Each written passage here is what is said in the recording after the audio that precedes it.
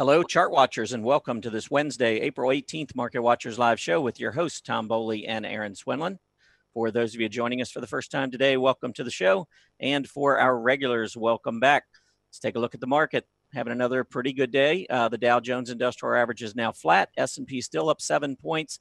The NASDAQ up 20, breaking above 7,300 for the first time and still in this gap resistance zone. The Russell 2000 leading on a relative basis today, up another 8 points today and not too far away from that March high above 1,600. 10-year Treasury yield bouncing back after a little bit of a surprise drop yesterday. We are up 4 basis points to 2.85% on the 10-year Treasury yield.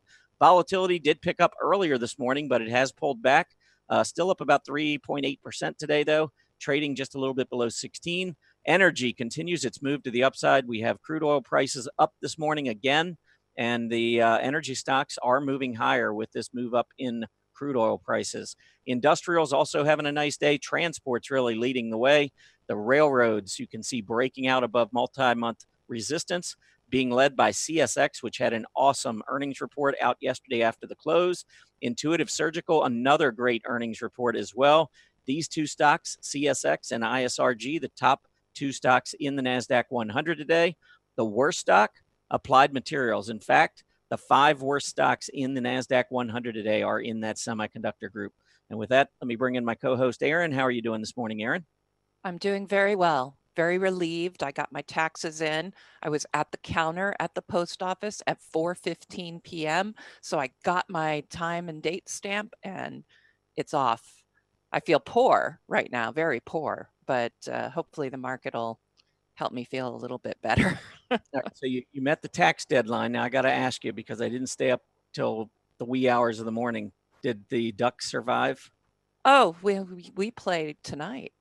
Oh, I thought you played last night. No, that was you, the Caps. I know we played. We actually won in overtime. I mean, I can't take any more of these overtime games. That's 3 in a row for the Caps and the Jackets, and they've been great games, but they are really stressing me out. Yeah, well, and they don't do shootouts in the playoffs. So, as the Kings and Knights proved, it can go 3.5 hours Yeah. if it needs to. So, No doubt. we'll see tonight. I mean, it's make or break. If we lose, we're out. I think we're going to go out to the Honda Center. They have a big watch party outside in the parking lot. And since the weather will be beautiful, we're thinking we might go there and park some chairs. Cool. There you go. We have a special guest in here with us today, Tim Ord. Many of you probably have seen him in the top advisors area of our blogs. Welcome to the show, Tim. Thank you. Thanks for having me on. I'm excited to be here. We are excited to have you, and we're going to get you in here in probably about 15 minutes or so. So if you can hang with us, that would be great. Yep, I'll be here. All right. And Erin, why don't we get this thing started? I'll let you go through the schedule and the agenda. Actually, we do have that poll before we get into the schedule. I just wanted to mention that back on Friday of last week, we had a poll and we were asking viewers about Netflix with their earnings coming up on Monday, what they thought. Would they break out after earnings? And 51% of those polled said yes, that Netflix would break out after its earnings. 21% said no, and 28% said, I don't really care. But the 51% that said they would break out won, because Netflix did come out with great numbers, broke out, of course, led the specialty retailers yesterday to some pretty big gains, and they did make the breakout. So to those of you that said yes, I hope you owned it. I hope you didn't listen to me and held through earnings, because Netflix absolutely exploded. Anyway, all right, I'll let you get going. Yes, I'm sorry. Wake up, Erin. Julius de Kempenaar will be with us tomorrow, creator of the RRG charts, and we always love to hear from him. Friday, Tom will be doing his workshop on. Do you have a topic, Tom? No, I'm going to wait till the last minute. That's okay. Everything. Yeah, sort of like I did my taxes. All right, awesome. Today's agenda. We're going to start off with, of course, Tim Ord, who is here. And we can't wait to see his presentation. 10 and 10 to 1, our very first stock symbol is going to be Energy Transfer Partners, ETP. And finally, we're going to finish off with some technical scans and help you with your scanning to find the best stocks out there. And with that, I'm going to pass it back to you, Tom, for our technical news and headlines. Sounds good. Well, we like to start with the 10-year Treasury yield. You can see this uptrend that began at the beginning of April continues. We are up today about 4 basis points to 2.85%. Yesterday, I was surprised. The 10-year Treasury yield dropped, even though we got great numbers in the housing. We had the housing starts and building permits for March both come in better than expected yesterday by quite a bit, actually. And then at 9:15, right before the market opened, we had March industrial production came in better than expected. Even though capacity utilization matched expectations, I would say it was a pretty good morning for economic news. And yet you can see that we did pull back in the Treasury yield, which was a little surprising because normally when you get strong economic news, folks move out of bonds, which sends the yields higher. And then, of course, that money that comes out of bonds goes in the stock market to fuel the market higher. Well, it was a little bit different yesterday, but we did make up for it. We are higher today on the 10-year Treasury yield. Of course, equities have responded very nicely this week, which they typically do, by the way, historically. I had mentioned back at the beginning of the month that the stock market does tend to move higher into earnings season. It expects those earnings to be strong, and it bids shares higher before the earnings actually come out. I'm sure many of you have heard buy on rumor, sell on news. That's a lot of what takes place in the market, and we have seen that in April. I can pull up the S&P and just kind of show you the move that we have made in the month of April. It's been a really nice move, and this is typical. This is what the market historically has done. The first 18 days of April, from April 1st through the 18th, and of course today is the 18th. This is when we get the strongest gains during the month of April historically. Anyhow, just wanted to point that out. So we are battling some pretty good overhead resistance here. We've got gap resistance on the S&P 500, as I mentioned yesterday. If you connect these two tops, we have a trend line that intersects probably at about 2730 or so. So if we could get through 2730, close above that level, I think it will take out a couple of key areas of resistance and could encourage the bulls even higher, take prices even higher. Now, I mentioned earlier crude oil prices are on the move, and I wanted to show you a chart here. I went ahead and already annotated this. At the top, this goes back the last decade or so. But it's the Vanguard Total World Stock ETF here on the top. And then here's crude oil prices. And then what I pulled up was the correlation between the global stock indices and the price of crude oil. And I highlighted the fact that we stay mostly in positive territory, meaning that when crude oil prices are rising, that tends to be a pretty good signal for global stock markets. And the reason's pretty simple. If economic demand is picking up for crude oil, then that's generally a good sign about our global economic picture. And so just wanted to show you that as crude oil prices rise, the tendency is for global stock markets to rise with it. So we are now trading here on crude oil at about a 3.25-year high. And now that we've cleared this resistance on crude oil, it looks to me like we probably have about $75 to $80 before we hit a key resistance area in crude oil, and that should continue to lead energy higher. I mentioned at the top of the show, the XLE was leading the market to the upside, and you can see since breaking out above 69, we talked about this trading range for a long time and how kind of felt like now that XLE broke out, we'd start playing catch up. If you remember, I think it was on the WTIC chart that I had. I don't have a copy of it, but I will make one here real quick. If we pull up the price on the XLE and we show it behind price instead of below in its own area, and then I always just, to highlight it, pull up the color pink, and then show this, we'll see, well, that's not what we wanted. I don't know why it switched that on me. It does that sometimes. Let's try it again, the XLE. And what we will see is that crude oil prices pulled back, but you can see here crude oil prices were pretty flat from late January to late March. And yet the XLE, which dropped with this early drop in crude oil, never made the rebound. So when it finally made the breakout, we said it probably would begin to play catch up, and that is what we have been seeing. Crude oil prices have continued up a little bit, but the XLE is rising much faster now, trying to catch up with the fact that crude oil prices have broken out.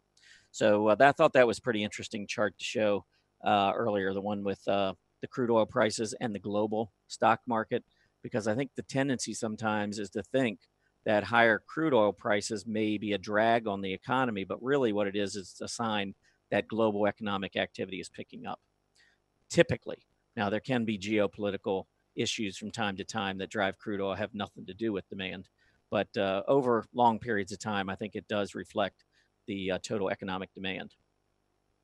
All right, let's go into some of these earnings reports because earnings season is really starting to pick up. The 10 companies that I've really followed here overnight, yesterday after the market closed, and then this morning in pre-market action, there were 10 fairly good-sized companies that I jotted down. All 10 of them beat top line and beat bottom line estimates. Most got solid reactions in price today. CSX, as I mentioned earlier, one of the strongest. Really nice move up here, 6.5% on CSX is a big move in one day. And you can see the volume bar already above 10 million shares. This is going to be the strongest volume that we've seen since back in mid-December. CSX leading the overall transports higher. As you can see, transports trying to make a breakout above key resistance at about 10,800. We have not seen a close above that level since that selling began back in late January, early February. So I think this would be technically a significant afternoon if we see strength into the close on the transports. And then obviously within the railroads themselves, you can see the CSX report having a key impact as we're trying to take out that triple top at about 1885 or so. Again, let's see how we finish, but it certainly appears that the railroads are going to head to challenge that January high just above 1950 and ultimately make the breakout. A couple of other stocks. IBM, this is a stock I picked last week among the 5 this week that I thought looked among the most bullish, or actually the most bullish of the 5. Well, the market disagreed with me. And this is, again, why I don't like to hold stocks into earnings, even though I thought IBM was starting to look better. And I'm still not sure it isn't a good buy down here as it sells off into the 146, 148 range because you got a lot of support down there. But the initial reaction today, very negative, even though IBM did beat pretty soundly on top and bottom line, 19.07 billion in revenue, market expecting 18.72 billion. And then bottom line, $2.45. Market was looking for $2.40. I didn't see their guidance. I don't know if they lowered guidance, but here the market, you can see, not exactly thrilled with what they heard last night from IBM. Another company that reported that is having very strong reaction, positive, is Intuitive Surgical. Huge move up. This is the number 1 stock in the NASDAQ 100 today.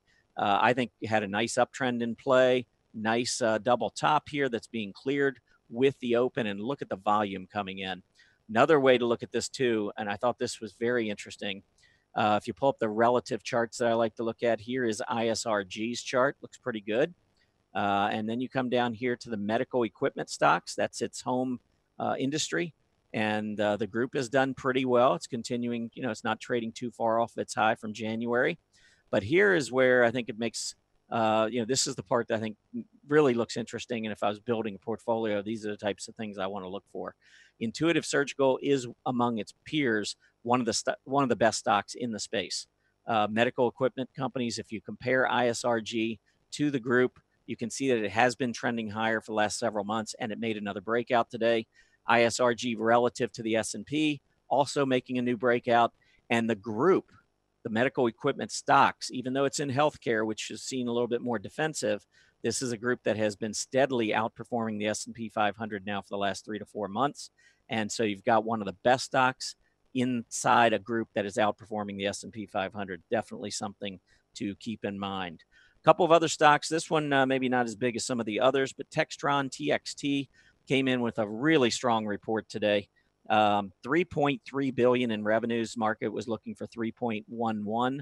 So a solid beat on the top line. The bottom line just blew it out of the water, though. 72 cents versus 46 cents.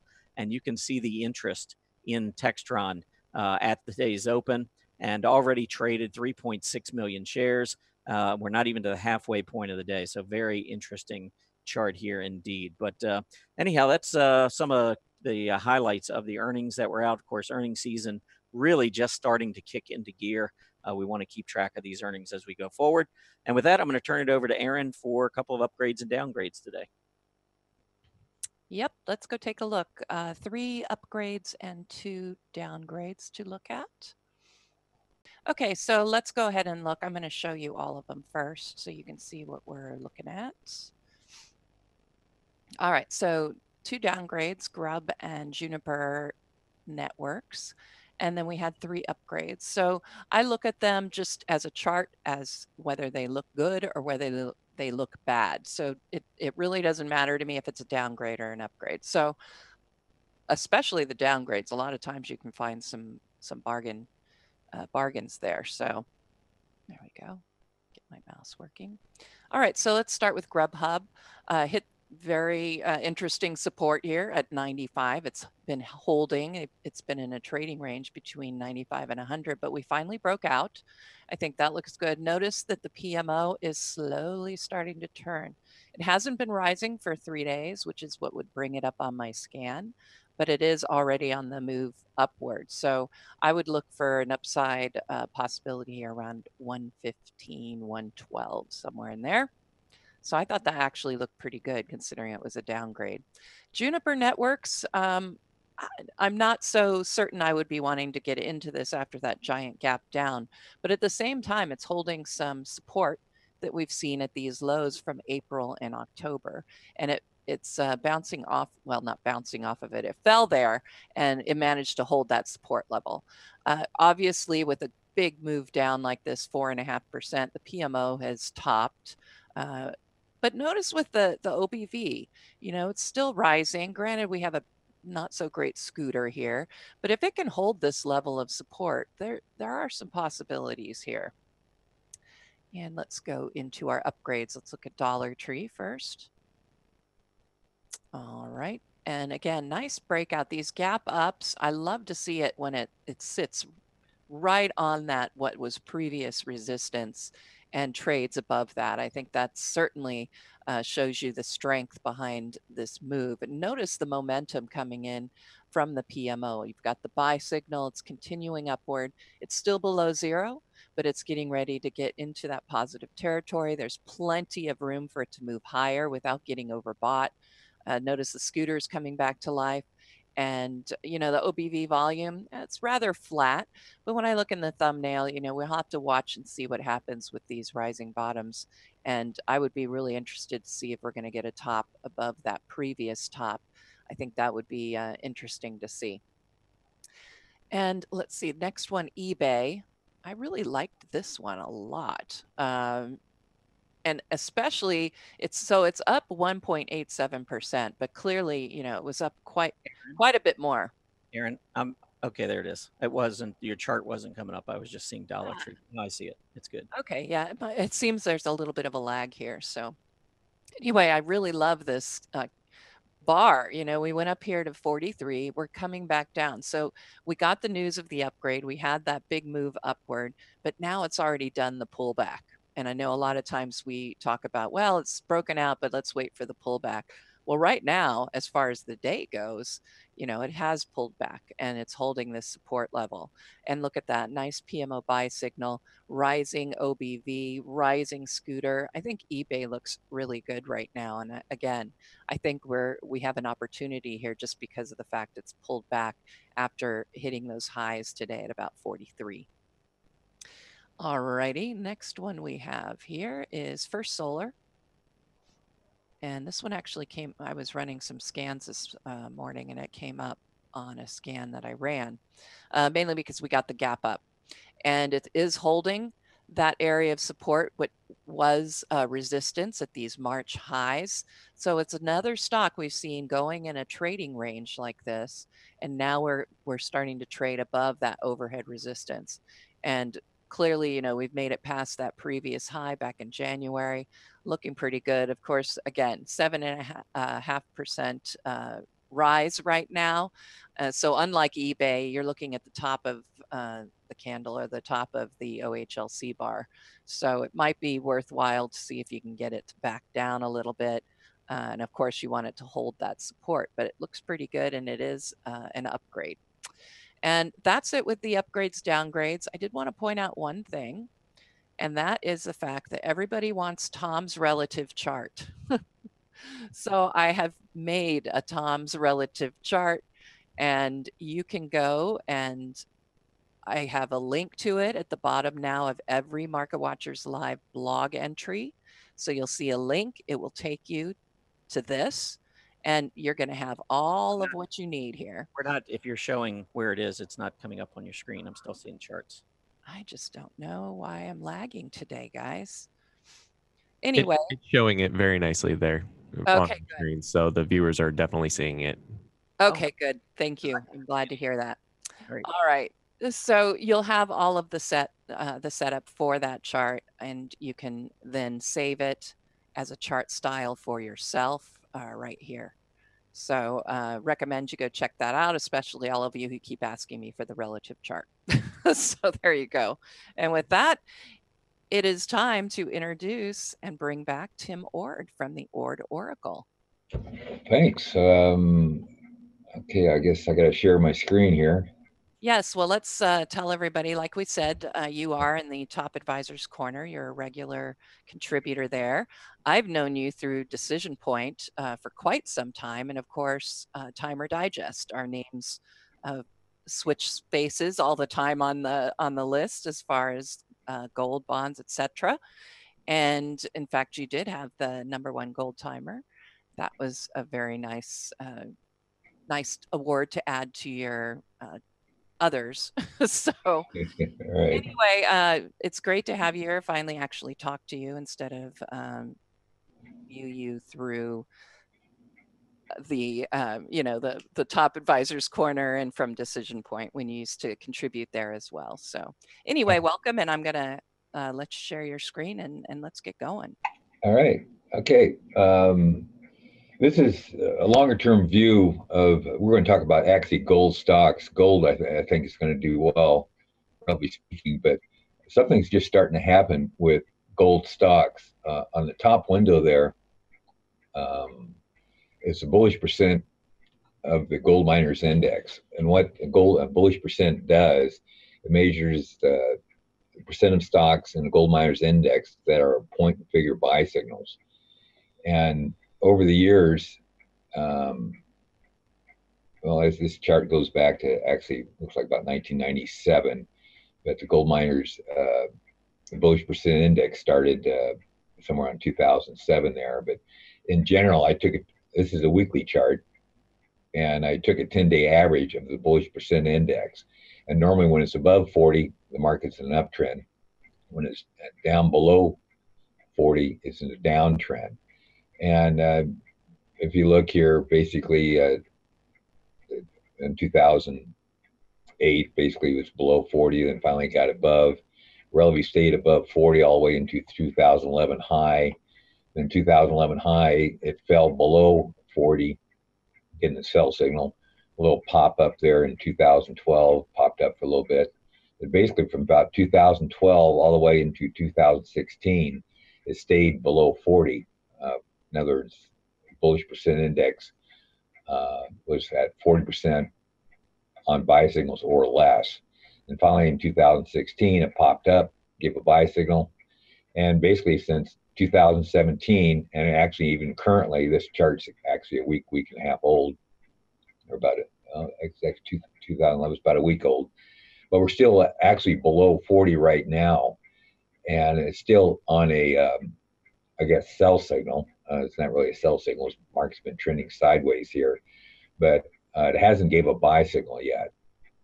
But we'll go. I got another chart. It's on a shorter time frame showing where it is, but as an intermediate term, is basically still neutral for right now. Next window down is the Bollinger Band width. And it doesn't give very many signals, but if you notice, we're below 20.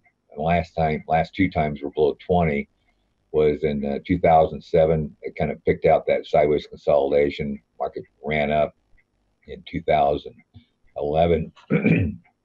It got down to 20 again, and that was actually a sell signal. The market plummeted for the next 5-6 years, and we're back down bullish percent, or the bullish band. The Bollinger Band width is back below 20 again, suggesting a large move is coming. Doesn't tell you what direction. All it does say is a large move coming. Well, if the bullish percent index pops above 20, that will be a buy signal. If you notice, the Bollinger Bands here are really starting to pinch, suggesting a large move is coming.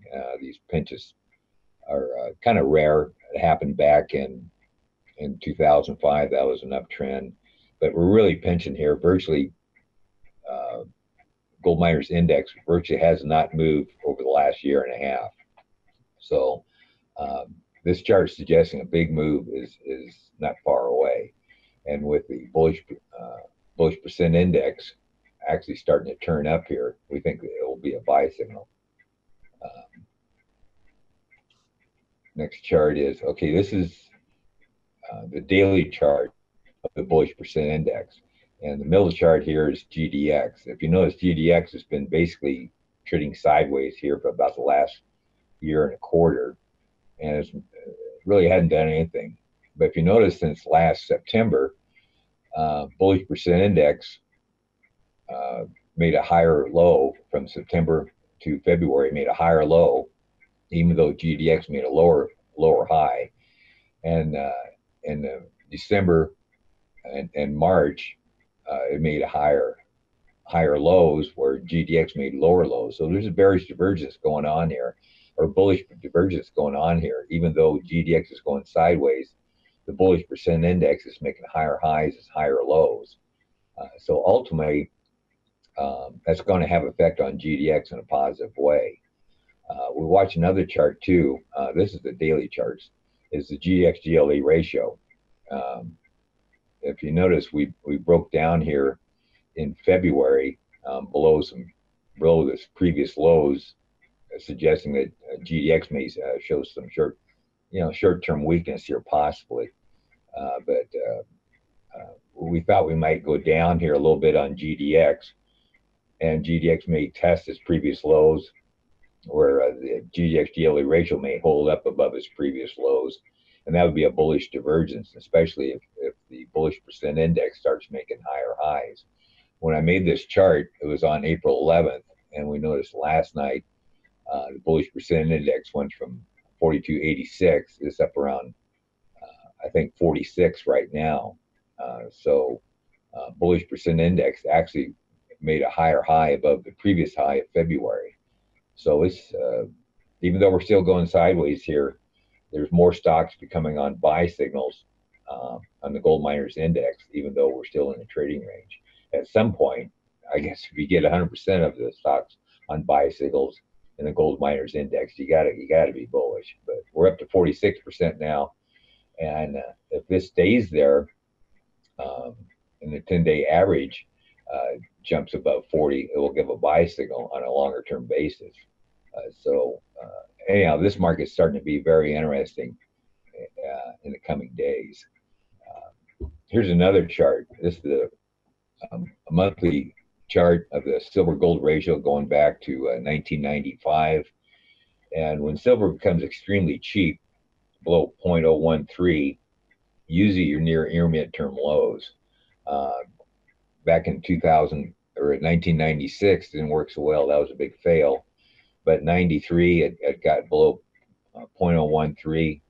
If you notice, that was a worthwhile bottom. The market ran up. Actually, even on a very short-term basis, it ran up in 2004, but basically stayed bullish for up to 2007. Then it started making. If you notice, there's bullish, or the silver gold ratio made lower highs as XAU made higher highs. That's a big bearish divergence. But fell back down into the bullish range again in 2008. That was a big run up. Market ran up for 3 years, 4 years there. Fell back down in 2016, January about, warning that another big rally was coming in the XAU, and it sure did. Went from 40 to 110. That was 100-something% gain. And now we fell back down again. This chart was April 6th, so that was a week and a half ago. But we're into the bullish range again, as the silver gold ratio is suggesting a large move is coming, and this large move will be up because the last three were all bullish. The one back in 96 didn't work. But anyhow, and we noticed silver is starting to really perform here on a short-term basis, suggesting that XAU may finally break out of this trading range and start up. Here's a gold chart. And what we got here is 8-year cycles. Every 8 years, there's a major cycle low in gold. 1980, about 85, there was a major cycle. Market ran up. 93, not such a big rally. Obviously, 2000 was a gigantic rally. Another one, 2008, gigantic rally. And again in 2000, late 2016, basically January 17, it gave an 8-year cycle turned up. And if you notice, we've been kind of chopping up here for the last year. So that remains bullish. RSI remains above, monthly RSI remains above 50. So basically gold itself, this is gold stock on a monthly time frame, is on a buy signal right now. And the 8-year cycle low is on a buy. If you notice, from the 2000 low up to the 2011 high, the market only retraced 50% of that rally. And a lot of times, if the market only can retrace Fibonacci retracement of only a half, 50%, it usually suggests the market could be at a halfway point of the move. If that turns out to be true, it would have gold would have an upside target around 2750.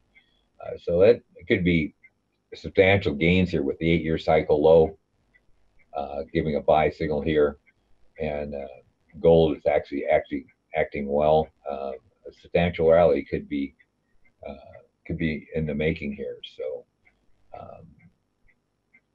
that's my presentation. So if you have questions, I've actually got a question for you, Tim.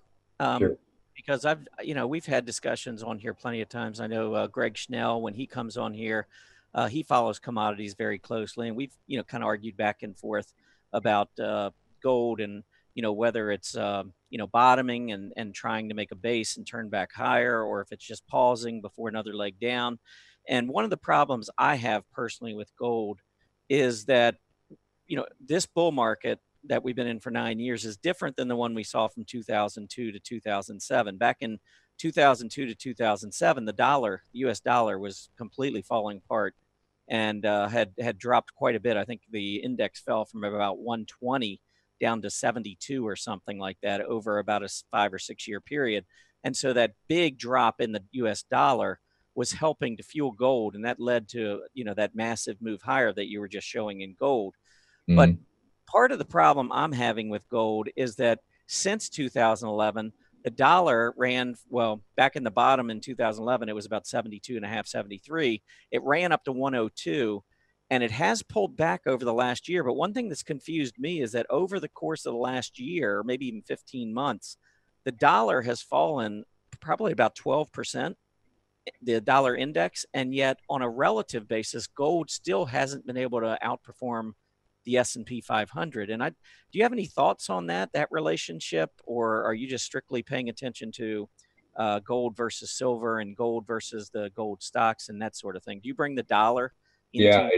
Yeah, I do. Actually, I do have the gold, and I compare it to UUP, and that actually has broke out. And a lot of times that gold or dollar to gold ratio kind of leads the way for gold, and that ratio has actually broke up. I don't have that chart, but I do watch that the dollar compared to gold, and it actually broke out before actually gold broke out, going back to the 2016 low. So that's a ratio I watch, which I have put that on the chart here. It could be an interesting chart, but if you do just momentum wise, is what this kind of chart is. If you do the monthly RSI, if it stays above 50, you're in a bull market, and if it's below 50, in a bear market. So right now, with the RSI basically staying above 50, even though it hasn't really shown a lot of strength, RSI has not gotten above 70. It's still above 50, suggesting this rally may still continue here. So I even got going back to 1981. Every time the RSI stayed below 50, it was on a sell signal. Above 50 is a buy signal. So, I think it's the way I'm looking at it with this other ratio right here, this silver gold ratio. That's historically low, and even though we did, if this turns up, which it hasn't turned up yet, but I notice over the last couple of days, silver's getting really strong here, and this ratio may be turning up because this is April 6th deal here, but we start closing about 401.15. We think gold will probably start to show more strength along with the gold stocks. But in bull markets, gold stocks have always outperformed gold in uptrends. And that's why I pay attention to this ratio right here. I thought we might see some weakness, but now the GX-GLD ratio is actually showing strength, saying that gold stocks is now starting to outperform gold. So that's bullish for both gold and gold stocks. Yeah, I know too, since 2013, just the price of gold has really struggled to get back through about 1375 to 1400. We've been up there, I don't know, probably 3 or 4 different times. The most recent time we got up to about 1375 in the middle part of 2016. How important is it for you as if you're going to trade gold stocks, for gold to clear that 1375 level? Well, if you notice, we just been banging sideways on gold, kind of knocking at the door. Usually, if a market runs up to resistance and it fails to really back away from it, and a lot of times you go through, the third or fourth time, so there's no price rejections at this 1375. At some point, we're going to probably eat through it. Don't know when, but the longer it stays that resistance and fails to reject from it, you're going to eat through it. So in my view, we're going to eat through it eventually. When, it's hard to say. It could be, next couple of days or next couple of weeks, but eventually we're probably going to eat through it and start to push higher. So. Right. Now, I don't know if Erin has any questions from the room, but I had one more follow-up question, and that is just for the benefit of all of our viewers. What is your strategy when you trade gold or gold stocks? Are you short-term in nature, looking for quick moves, or are you looking more longer term at a bigger picture trend? Well, I'm starting to look at a bigger picture trend, because on the short-term basis here over the last, year and a half, you almost had to be short-term to squeeze out 1% or 2% out of this extremely narrow trading range here. This is XAU. And so now I'm really kind of focused on the bigger term, because I think this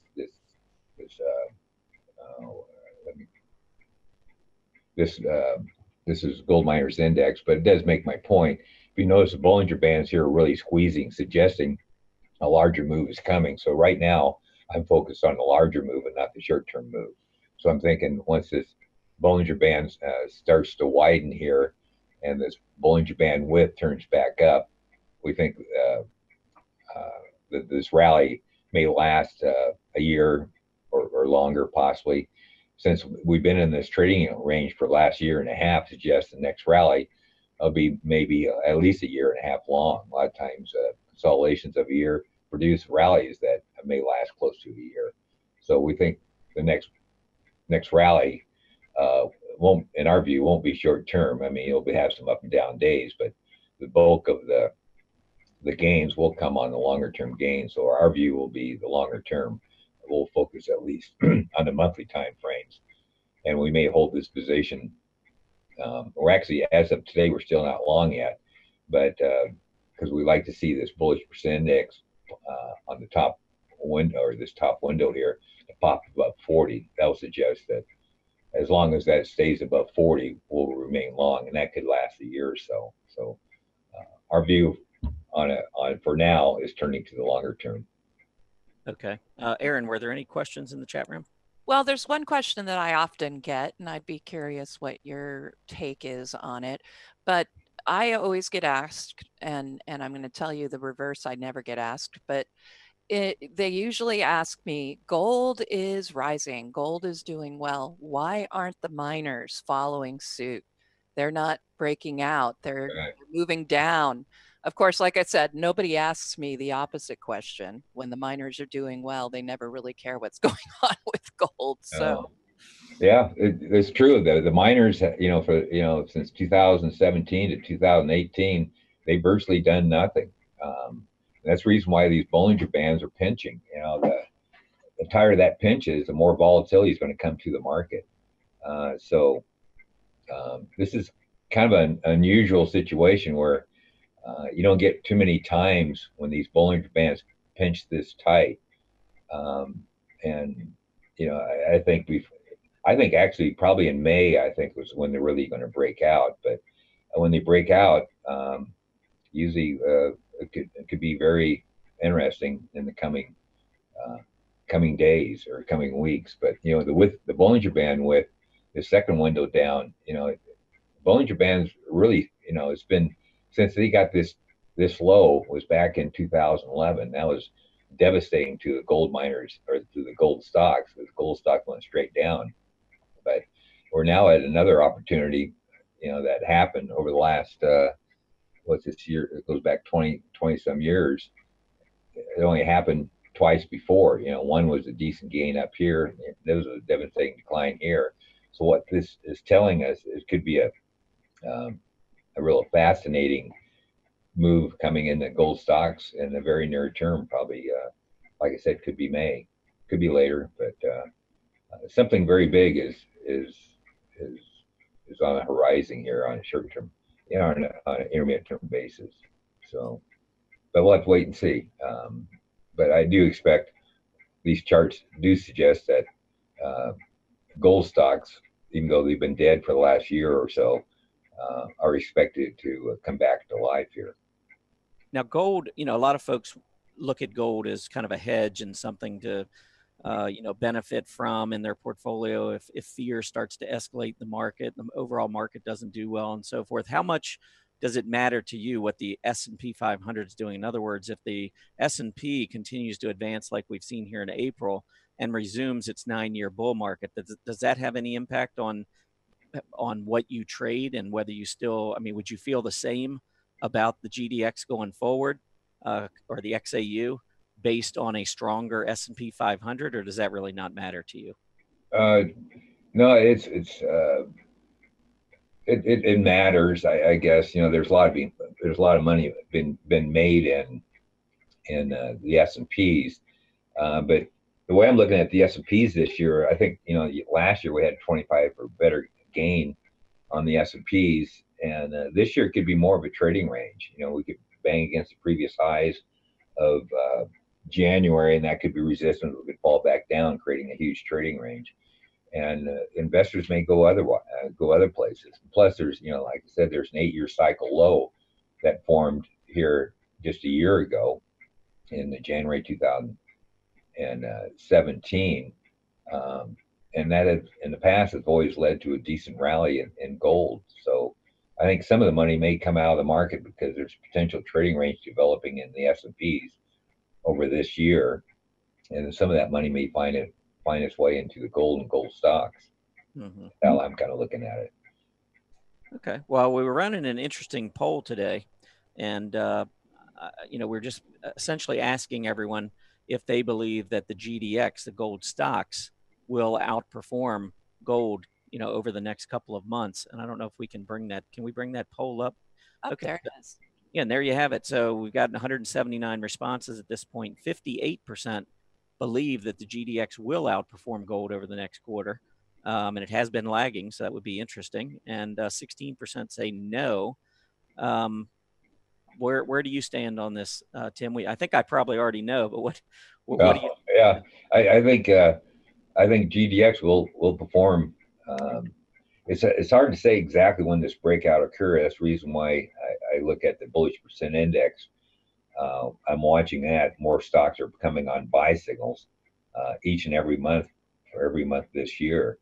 And if that continues, then gold stocks are going to start to outperform gold. And I'm, actually as it sits right now, I'm neutral as of today, but I'm seeing longer term bullish signs in the coming weeks. So I'm kind of waiting for our indicators to turn to finally give actually the longer term buy signal. And so we're getting close. I think this year will be good for gold stocks, and it'll be probably sooner than later. I'm thinking still May could be the key month. Mm-hmm. So I agree with what the audience is saying here. 58% say it's they will be bullish. They've been dead for so long.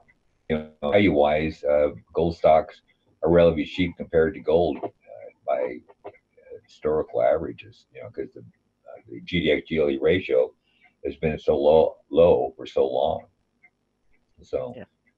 All right. Well, I'm gonna pull up a chart if you don't mind. I'm gonna share my screen and get your comments on this. I kind of talked about it a little bit with the dollar, but this chart is at the top. I've got GDX relative to the S&P 500, and you can see, back all the way to 2011, we were fine here, and then all of a sudden we kind of fell off the, off the ledge.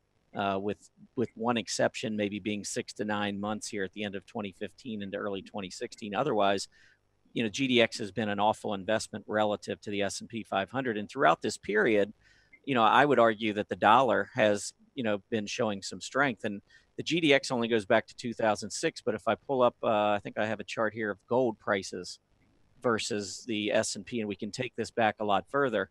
And you can see that gold for about a decade outperformed the S&P 500 with just a couple of periods of maybe a little bit of lagging performance. But for the most part, gold was rising. And throughout that entire period, of course, we saw a declining dollar. And so I still have problems with gold and the GDX and the miners, because until we lose this key support on the dollar around 88, that's kind of coinciding with these tops back in 2009 and 10. And then also the rising bottoms here coming at about 89. We've been in this downtrend on the dollar for the last 15 months, but it hasn't really lifted gold or the GDX during that period relative to the S&P. And of course, as a trader, I'm much more of a short-term trader. I'm trying to outperform the S&P. So for me, it's just a little early to get involved in this group. I'd rather see the dollar break down and then start to see these breakouts in gold and the miners. But any thoughts on that? Yeah, I think you could be right. It's reasonable. I'm still neutral. Has a breakout occurred yet? Officially, no. But what I'm saying is that breakout is coming, and that could come fairly soon.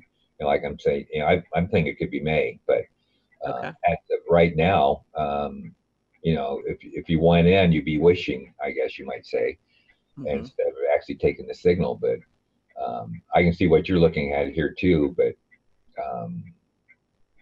I think all this is going to change this year, and sooner rather than later. I don't think we're going to stay GDX or XAU going to stay in this narrow trading range for another 6 months. I think that because of the Bollinger Bands pinching already and getting tighter almost every day, this breakout's coming within the next month or two. That's that I could be wrong, could be 3, but what I see is the breakout is coming, and the silver gold ratio suggests you can't get anything cheaper right now, according to that ratio. But it hasn't turned up yet. It hasn't. So, and it may take another month for that to do it. That's the reason why I'm saying May. Yeah, and I would also just point out here down at the bottom of this chart, I did a correlation between gold and the gold S&P 500 ratio, and compared it to the dollar. And it's about what you might expect. I mean, most of it takes place in negative territory, meaning that gold versus the S&P 500 tends to move in the opposite direction of the dollar. So I would just, suggest, and you probably would concur, that if the dollar does start to bounce and start to rise, and we see another relative breakdown in gold, that is where I'd be a little bit more cautious for those who are trying to find a bottom in gold. Mm-hmm. Yeah, I totally agree with that. So, Erin, did you have any other thoughts on that? Yeah, well, to close this out, we do have somebody asking, so Tim, what do you think of the overall market? I mean, what are you thinking about the S&P? Are we getting ready to go bear market? Are you bullish? I know Carl has been a bear for quite some time. Actually, what I'm looking at, I do a lot of stuff with gaps and stuff. They seem to work pretty well. And I think it's the March 22nd gap. We're testing that gap on lighter volume, and a lot of times if you test the gap on lighter volume, it's usually a resistance area. And but this is option expiration week, which normally has a bullish bias. So I don't think the market's going to go down this week, but I think the rally has been pretty much seen this week. Not sure. I'm neutral right now on the S&Ps. I tried to get a decent buy signal at the April low. It didn't quite get what I wanted to get, so I stayed neutral. But actually, right now, if this was Friday and the McClellan Oscar closed below zero, I'd probably go short. If it's above zero on Friday, I'll probably just actually stay neutral, because this rally up from the April low was really just light volume, and you like to see when it breaks above some previous highs, a sign of strength. We didn't have that on this jump above this previous highs we had here in late March, early April. So I'm kind of suspect in this market right now. I think more or less it's just a trading range. I think you'll see the lows we had in late March, April again at some point. And later on in the year, I think we'll at some point we're going to go back up and test the January highs too. So, in a bigger perspective, I think we're just basically in a gigantic trading range, where the February low is support and January high is resistance. That's how I'm kind of looking at this year. It's more of a trading.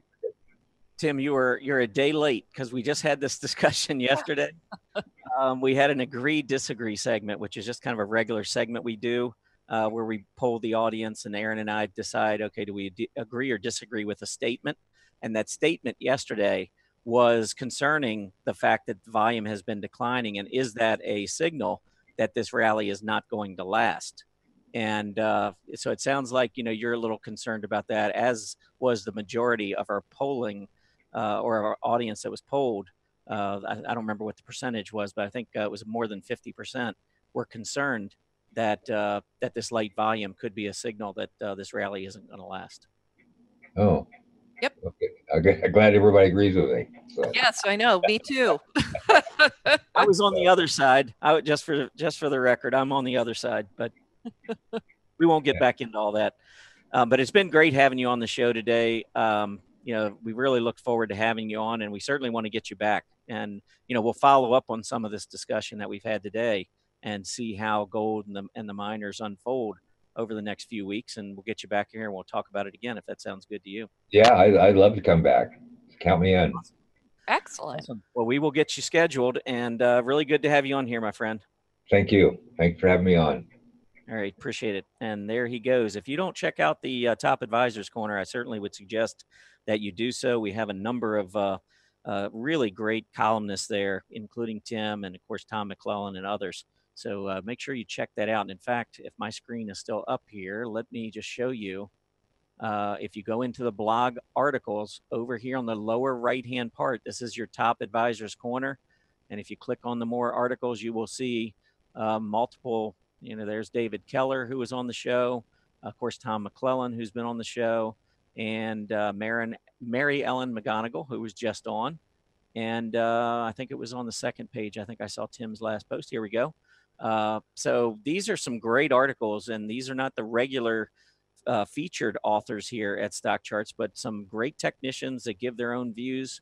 And I would highly recommend that you check this Top Advisors Corner out from time to time.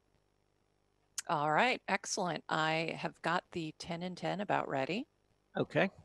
So let's go ahead and we're going to get started with that. Of course, I need to share my screen. So we have about, oh gosh, I think it was 40 requests.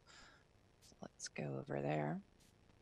Yep, 40 requests. And of course, we only take 10. So 75% of you are going to be a little unhappy because yours isn't going to be picked.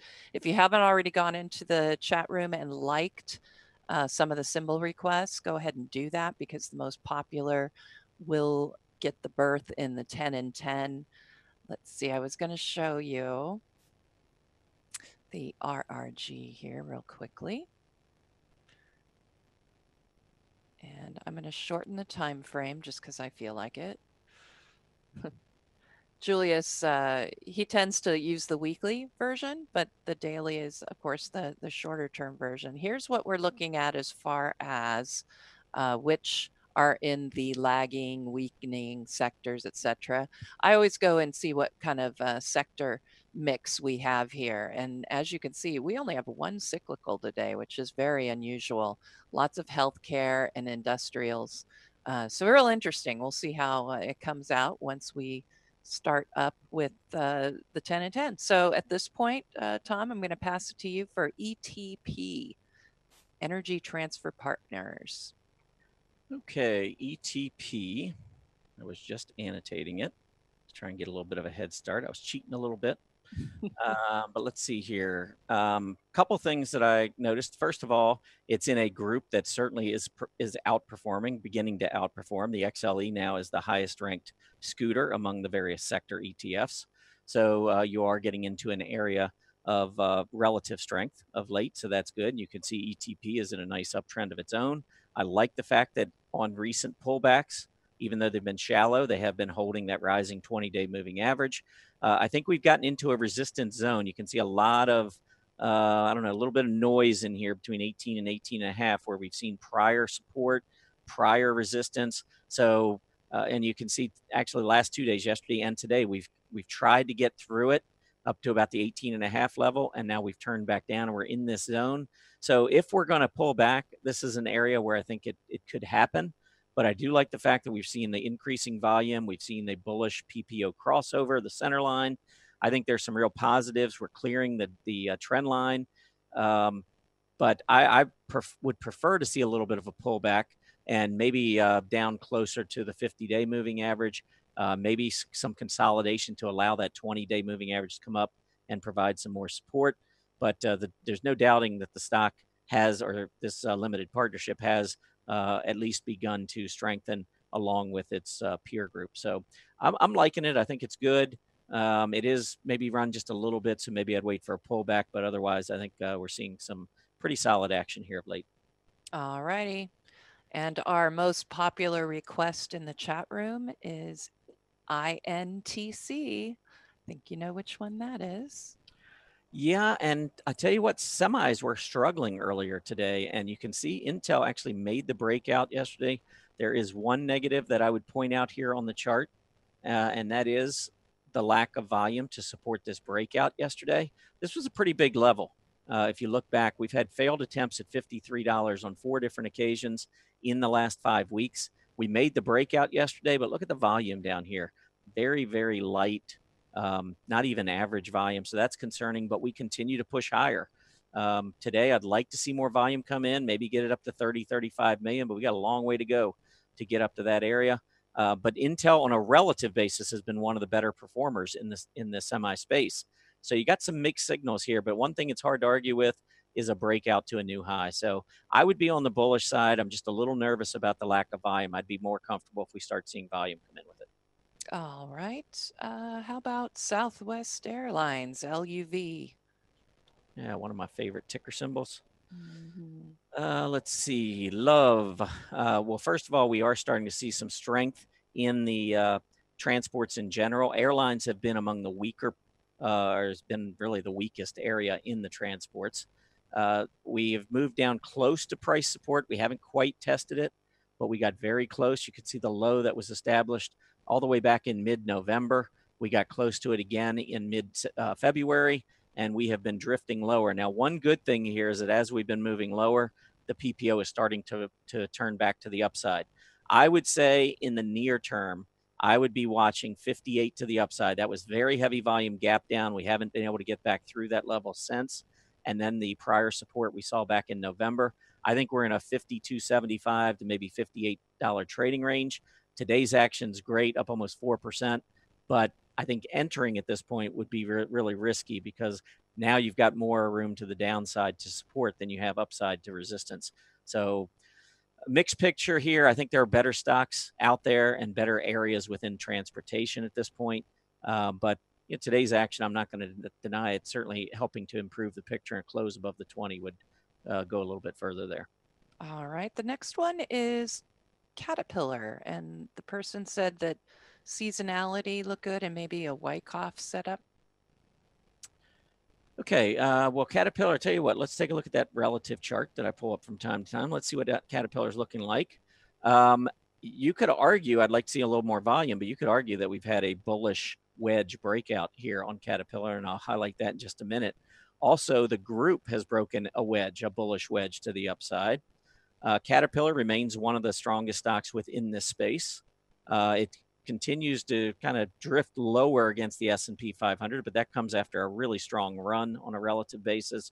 And then, of course, the group itself trying to make a breakout to about a 7-week high relative to the S&P. So I see some mixed signals, but things are starting to look more bullish. Let me go back down here. Let's annotate, and I'll show you the bullish wedge that I am seeing here.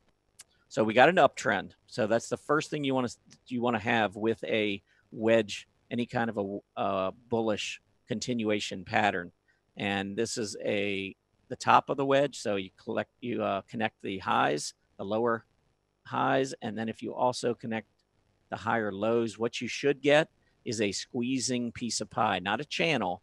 Channel you would have basically like, the same slope going down. But with a wedge, you have a squeezing feature. And when you break out to the upside, I like to see volume come in to confirm that move. So maybe I'd keep a stop at the rising 20-day moving average on any pullback. But Caterpillar is definitely starting to show some strength here. And I think if you take a look, this isn't a perfect line, but I think you get the picture. The group itself also has this very similar bullish wedge with a recent breakout. So things are definitely turning to the upside. I'd watch that 20-day for support to the downside. All righty. See, the next one I'm going to give you is, where is it? Oh, Hershey Foods, HSY. And that's considered a consumer staple, and I agree. That's pretty good. It's definitely a staple there, Erin. Is that what you're saying? Indeed. At least in my house. Yeah, I think that it's hitting major support. Hershey's is part of, as Erin just said, consumer staples, and that is a group that has been lagging badly the S&P 500. So it's not that, staples, I mean, if you look back at the bull market, it's been going higher. It just hasn't performed nearly as well as many of the other sectors. And here with Hershey, you can see since the high back in December, this has been an absolutely ugly chart, moving from 115 back into the 95, 96 range. I'm still not seeing anything here that really tells me to buy, other than the fact that we're maybe at this price support. But if I got a bounce of $2 or $3, I would take it and get the heck out because we continue to trend lower. So I'm not seeing anything from a longer term perspective here where I'd be jumping into Hershey's. All righty. Let's see. How about Williams Sonoma, WSM? Okay, this one has just been sideways consolidating, and I'm gonna bring this one up in the relative chart because I think this one has been lagging quite a bit. Here's your specialty retailers index. So this is housing stocks like Netflix and so forth, and you can see we're near a top, and we have been trending higher. And if you look at Williams Sonoma, it's just been this sideways action, and we're nowhere near our top. We've been downtrending while the overall group has been uptrending. So what does that mean? Well, on a relative basis, you got one of the worst stocks in specialty retailers. I don't like that. I want to have relative strength. The stock relative to the S&P is near its low. Again, if you're trying to outperform the S&P 500, it's really difficult to do it with a stock like WSM. And then here's the group outperforming the S&P. You should be able to come up with great stocks in this space, and WSM has not been one of them. So I'm not a fan. I do like that short-term reversing candle right at 48. So on this one, what I would annotate is the price support right here. If this loses 40, if I was in and it loses $48, I would be out. And to be honest, if I played that reversing candle at support at 48, I would have been out on a test of the 20-day moving average because that has been a problem in the near term here. So I think just looking at this relative chart, I would avoid WSM. All right. Let's see. The next one I'm going to give you is Yandex, YNDX. Well, this is on the relative chart as well. This is in the internet space. I do not like this huge gap down, failing to hold support. a lot of volume. And even with the overall group making a big rebound, we have not been able to get back up even to gap resistance. So I've got a little problem, and you can see it in the relative strength. It was performing pretty well relative to the internet stocks on this move higher, but that has changed. If I could get some volume and get back through gap resistance, so I'm just going to draw the line right here. If I get back up through 36, maybe a little bit higher, I want to get through that 20-day moving average as well. But if I can negotiate that and get some volume in, maybe I would change my tune. But for right now, I would avoid. Okay. Let's see the next one. How about Twilio, TWLO? All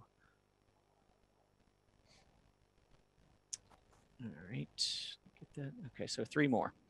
TWLO. Actually, let's just go back to a regular chart.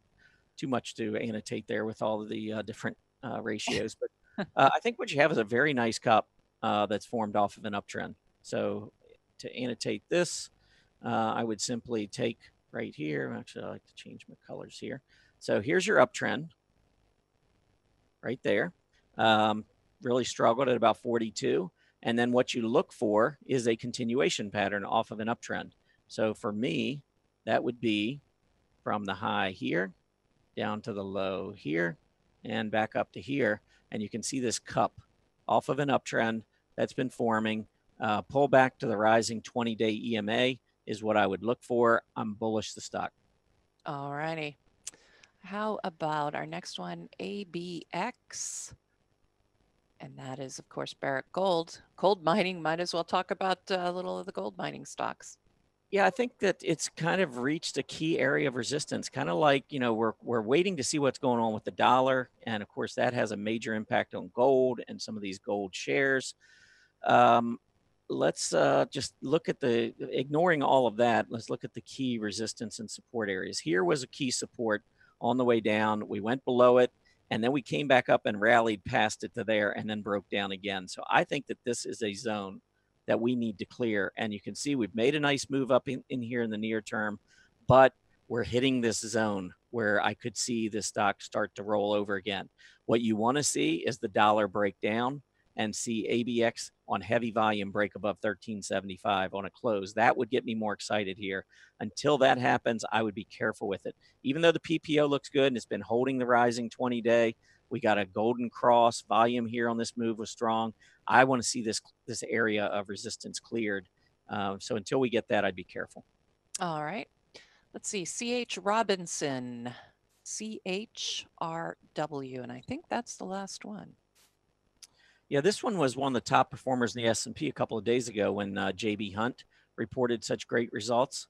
They're both truckers. And CHRW, I think, just got up to resistance area, put in a bearish engulfing candle.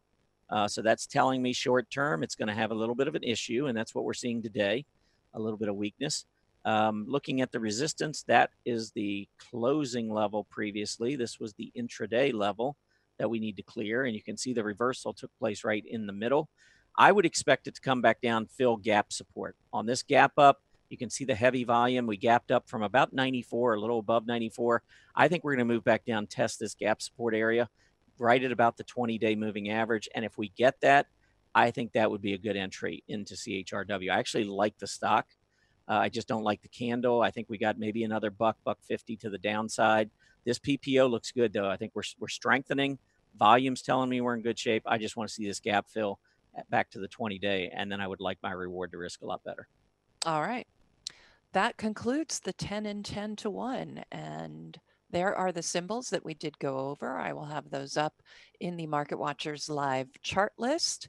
You'll find that in the Market Watchers Live blog. At the very top, there is a link to that chart list. So you'll find all of those with the annotations there. And with that, it's time to talk about ChartCon. So let's get to it. Just a couple more weeks left for the early bird. I know. And if you go to stockcharts.com/ChartCon, you're going to end up at the page that I'm sharing right now. And as you can see, we've got all the speakers and agenda. You can look at that. But really, as far as about ChartCon. We're talking about reducing risk. Right now, I think that is very important, especially when you have various experts right now talking about bull market versus bear market. Where are we at? You need to be able to protect yourself. And that's the beautiful thing, is that we have this lovely ChartCon coming up, this conference. It's August 10th and 11th. And as you can see, it's streaming online. So you can attend this conference with all of these amazing speakers online from your residence, from your office. And if you can't watch it live over that weekend because you have something else going on, you'll be able to take the recording, you'll have it, and you can go back to it anytime you want, just like you do as far as watching our show. It's very similar. And here's the agenda, so you could see what's going on with that, who we have. But I mean, clearly, when you look at the lineup here, I don't know. I mean, the CMT has their big conference in New York, and of course, they do get very good speakers. But I mean, to have all of these people all in one place at one time to talk to us, I think is just going to be outstanding. So I recommend you go check this out and register, because as we were saying, the early bird price is going to expire at the beginning of next month. So I suggest you get in there, get your $199 paid, and I can tell you right now, it's going to be well worth $199, because you're probably going to save yourself a lot of heartache when you're doing your trading if you have some of these tools that we're going to be talking about during this conference. Yeah, this conference, by the way, we only do it every other year. It's not an annual thing. So Indeed. That's what we've done in the past. So you're talking about another 24 months before another one of these comes along, where you get such great information from so many different people and so many different trading styles. Absolutely. Highly, highly, highly recommend. And with that, I'm going to go ahead and switch us over and give us our final market update and see what the market has been doing while we've been having so much fun talking. So let's go to our member dashboard. That's the easiest way. I'm going to go to our candle glance. Of course, you can do this yourself. And I like to move in the TSX here for our Canadian friends. And what should we add here? Let's add GDX, since we've been talking about gold miners, and see what's going on today. All right. These are 2-day charts, so you can see what we're doing right now. As you can see, Dow Industrials, it's been a little bit choppy today, honestly, as far as the Dow goes, but we're finally getting back up into positive territory after chopping around and moving lower. So we are seeing positive numbers now out of the Dow. S&P has been staying in positive territory pretty much all day, trading higher, up 9.02. We can see that the NASDAQ has hit some overhead resistance here, but it's staying in positive territory, and it seems to be forming a trading range right now. Russell 2000, small caps doing very well. They've already broken out of that small trading range, similar to what the NASDAQ has. So hopefully we'll see a breakout on the NASDAQ as well. We've got a nice run going for the small caps. TSX, Canada having a great day. Had a gap up, and really it's been moving up ever since. Had a little bit of a pullback around lunchtime, and now we're moving right back up and testing intraday highs. The treasury yields are higher right now, 2.853. UUP is up right now, and consequently, it looks like the dollar, gold is also up right now. So as you can see, they don't always travel together. So we're seeing both of them higher. Gold is forming a symmetrical triangle right now. So if it's a continuation pattern, as they usually are, we should expect an upside move. Currently, gold GLD reading at 128.11. USO gapped up and is moving sideways. Lots of talk about the price of oil moving up right now, with stores of oil being reduced in the US right now. And we could see that the VIX was higher on the day, if you want to call a reading of about 17 high.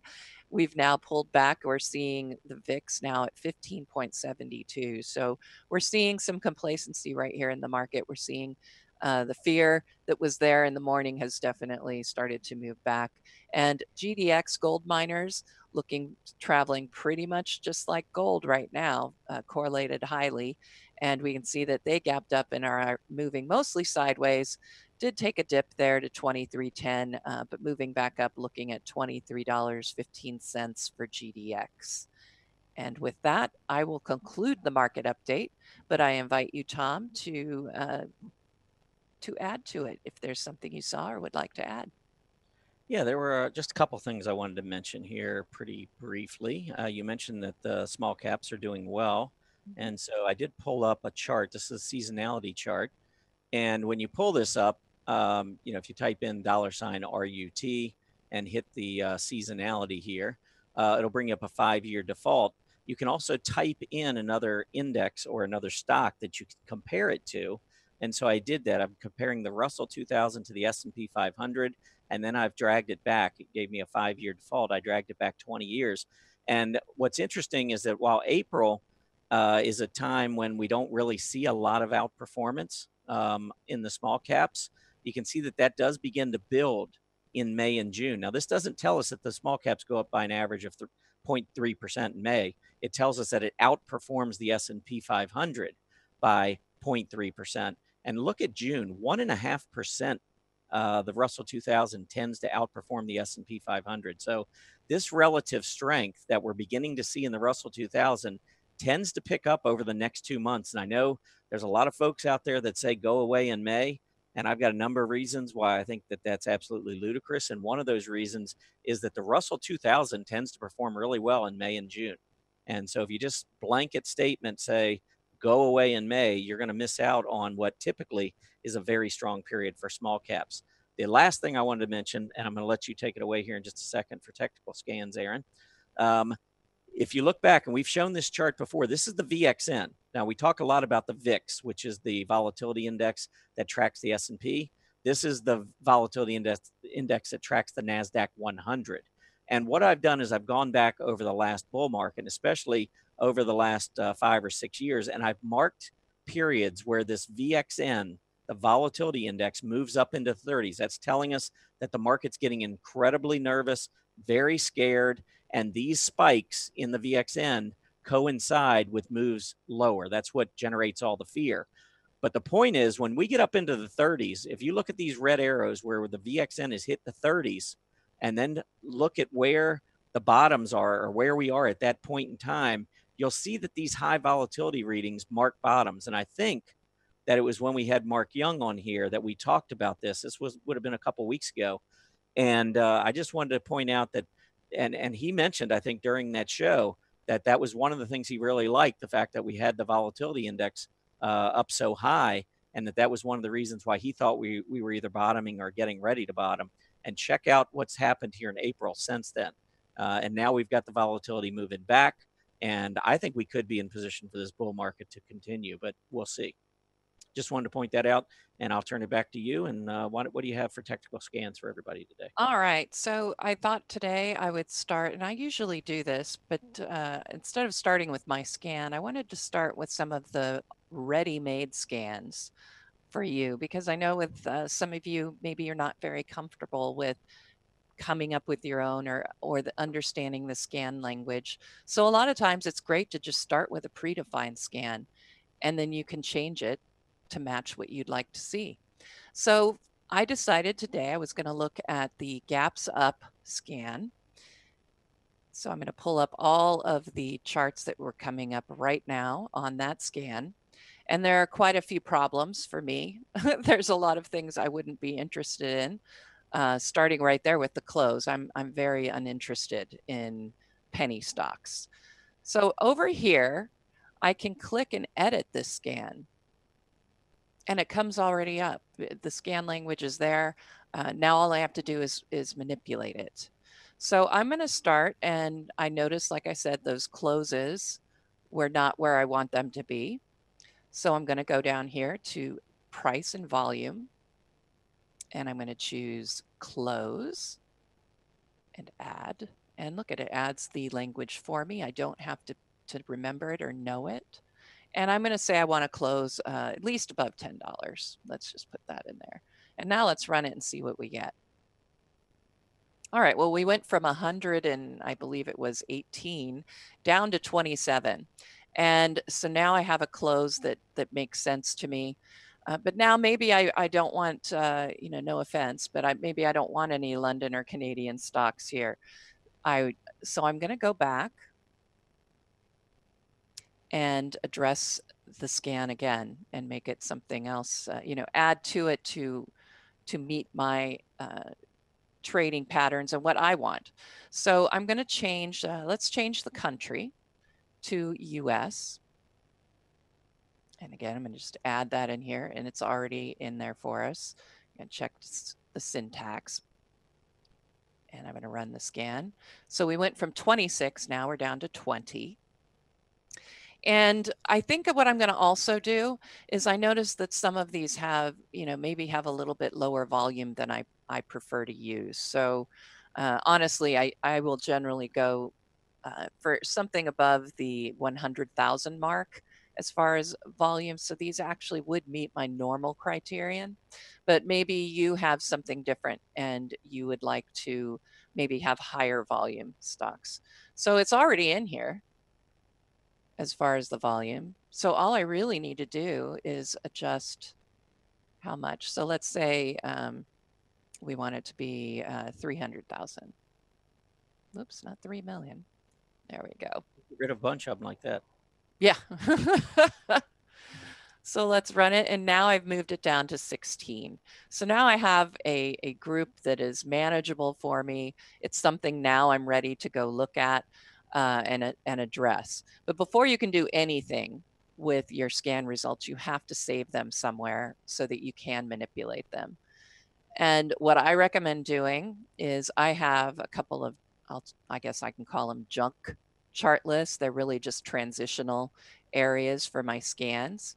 And I call them scan dump because I just dump all my scan results there and I don't really manipulate it except to move it and to a new list. So I'm going to say, okay, just go ahead and overwrite those results. So boom, there I am. I've got, now I can manipulate. Now I can edit the list and I'm going to look over here. I didn't really want a 3 times fund, so I'll take that out of there.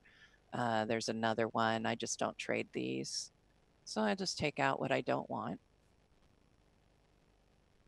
All right, and now I've narrowed it down to 12.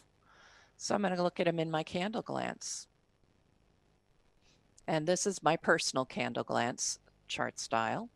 If you want to have a personal candle glance chart style, not too hard to set up. I'm just going to click on one of these charts. Set them up the way you want your candle glance. Come down here, and we were talking chart styles earlier today. And add a new. And there you go. You can have, once you add the new, make sure you name it candle glance. And so you set it up, and as you can see, this looks just like my candle glance that I'm using currently. I like 5 months. I, you know, have my DP gold color and all of that. So that's how you would set those up. And, you know, also I do want to remind everybody, you know, when you go through, you can find people's charts. And if you like the way they're set up, just click on them. Here's Tom, and I like this chart. So I'm going to take it. I'm going to get the live version and boom, there we go. I have all the settings, etc. So we had a great amount here that came out of our scan, and we just narrowed it until we got it down to about 16 stocks. So actually, I think I narrowed it down to 12 at that point. So that is a really easy way if you're not feeling very comfortable with writing your own scans. This is a great way for you to just go and take a scan you sort of like already that's been set up for you. And again, predefined scans. Pick the one you want. In this case, I picked gap ups. And like I said, then you can look at what you want to adjust. For example, like I said, if you don't want the penny stocks, you take those out. If you want a different exchange, you take those out. So that's pretty much how you would run that. I didn't look at any of those stock symbols, but I ran out a little bit out of time here. And did you have some that you wanted to add to that? I'm sure you probably had a few. Yeah, let me just do something real quick. What we could do, and I'm going to go into that predefined scans and just show you quickly. Let's say you go into predefined scans, you trade mostly NASDAQ stocks. So you can click on this 52-week high just for NASDAQ. And then I'm going to do like Erin, I'm going to click on this, click here to edit this scan, because most of these stocks, if you put them in the scooter rank, scooter order, many of these stocks at the highs, like Netflix, have been on fire for a long time. Many of them don't have trading, bases with these breakouts. They've just been going higher and higher, and you don't want to chase. So one thing you can do is if you click to edit the scan, you could then go down and add, let's say, the scooter. I'm going to pull up the scooter here, and the scooter. No, I didn't add it. I don't think. Here we go. That helps to add. All right, so the scooter is coming up greater than 90 here. But what I want to do is I actually would like to see some of these maybe that have scooters less than 80. So there were 91 stocks just a second ago. Let's check the syntax. We're fine. We run the scan, and now all of a sudden we have 18. So we just went from 90 down to 18. And many of these, because they're breaking out and the scooters are much lower, chances are they haven't been these stocks that have just been going on and on, to the upside. You might find more basing stocks. Now, I have not looked at these, so I'm not sure if that will happen or not. But here we did, kind of have a little bit of an ascending triangle, just recently made a breakout. This is one that consolidated for quite some time, and as a result, didn't have nearly as high of a scooter rank. Let's just pull up one more, and then I'll move on. I just really wanted to show you how to do it more than define. But here's another perfect example. Look at Wendy's. Sideways consolidating here for several weeks. Now today it's making a breakout. Volume looks pretty decent, and it's just making the breakout. It has not been in one of these big moves to the upside like we've seen with Netflix and some of the many other major market leaders. So it's a different way to get at it and to adjust your scooter rank in this case to maybe find some better stocks. So with that, let's go ahead and wrap this technical scans up. Mm-hmm. You can see some of the things that we talked about today, but really it's about taking those predefined scans and being able to change them in ways to narrow your search to get what you really are looking for. And I think I think from what Erin showed you in terms of looking at volume and so forth, and what I just showed you, I think there are ways to really manipulate this and get some great trading candidates. Absolutely. I only trade what's come up in a scan. I mean, that's how I trade. I run my scans, I look at the results, and that's how I trade. I trade from those. So it's absolutely critical for me to have access to scans and to be able to manipulate these. It does. It helps you find those things that maybe I wouldn't have found using my own scan. Yep. Well, first, I want to thank Tim Ord for showing up today, and we loved having him on the show, and we're sure going to get him back. What else we got coming up, Erin? Well, tomorrow we have Julius. Can't wait to talk to him, our RG creator. Friday, you have your workshop, and we'll find out the title of that soon. And that pretty much concludes it. It's been great. I think we had a great show today. And all of you can let us know if we did by filling out that survey. Absolutely. I want to thank everybody for joining us. Please remember, as Erin just mentioned, complete that survey as you exit. We do love to get your feedback here, what you think of Market Watchers Live. Market Watchers Live airs 5 days a week, Mondays through Fridays from noon to 1:30 p.m. Eastern Standard Time. Have a great Wednesday afternoon, everybody. We'll see you back here tomorrow on Thursday. Happy trading.